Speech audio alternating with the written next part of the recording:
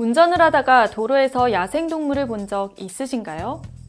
산을 깎아 터널과 건물 등 각종 시설물들을 만들면서 야생동물들은 점점 서식지를 잃었고 그들이 먹이를 찾아 인가 쪽으로 내려오게 된 겁니다. 그런데 안타깝게도 그 많은 야생동물 중 차를 피하지 못한 동물들은 도로를 건너다 사고를 당하는 겁니다. 야생동물이 도로 위를 지나다가 차에 치여 사망하는 것을 바로 로드킬이라 부르는데요. 로드킬의 실태와 대처법은 없는지 알아보겠습니다. 통계 자료에 따르면 한 해 도로에서 죽은 동물의 수는 17,000마리에 달한다고 합니다. 그중 2018년 보험 접수된 로드킬 사고만 4,500여 건에 이르는데 매일 12건 넘게 접수되는 것입니다.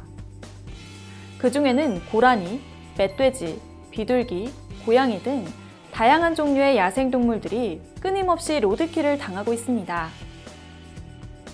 많은 사람들은 운전 중 야생동물을 만나면 주의하라는 의미로 전조등을 밝게 하거나 상향등을 켜서 동물들에게 피하라는 신호를 줍니다. 하지만 안타깝게도 야생동물들은 이렇게 갑작스러운 전조등 빛으로 오히려 일시적인 시력장애가 유발되고 이로 인해 차를 피하지 못하는 경우가 더 많아지면서 로드킬이 발생하는 겁니다. 간혹 전조등이나 상향등이 아닌 운전자가 피하는 방식으로 대처를 하는 경우가 있는데요. 이렇게 갑작스럽게 핸들을 돌리면 뒤에 따라오던 차량과 부딪히거나 난간에 세게 부딪히는 등 교통사고로 이어질 수 있어 주의해야 합니다. 즉 로드킬은 동물들에게도 운전자에게도 모두 안타까운 상황인 겁니다. 하지만 대처법이 없는 것은 아닌데요. 방법을 함께 살펴보겠습니다.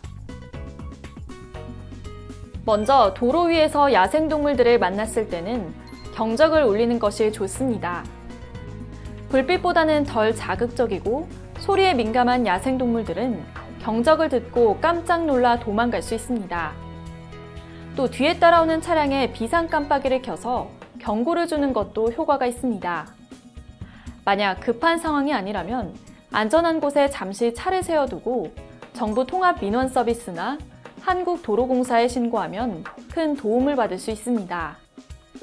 그러나 만약 너무 갑자기 무언가 튀어나와 경적을 울릴 시간이 없다면 서서히 차의 속도를 줄여 야생동물을 피하는 것이 좋습니다. 또 운전을 할 때 도로에 표시되어 있는 야생동물 주의 표지판이나 도로 전광판, 내비게이션 등을 주의 깊게 살펴보고 안전동물 주의 구간을 미리 알아보는 자세도 필요합니다.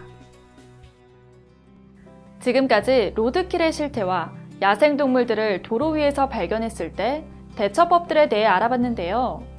운전자들이 지켜야 할 대처법도 반드시 알고 있어야 하지만 로드킬을 막는 근본적인 해결을 위해서는 야생동물들이 안전하게 이동할 수 있는 생태 통로를 많이 만들어주는 것이 중요할 것입니다.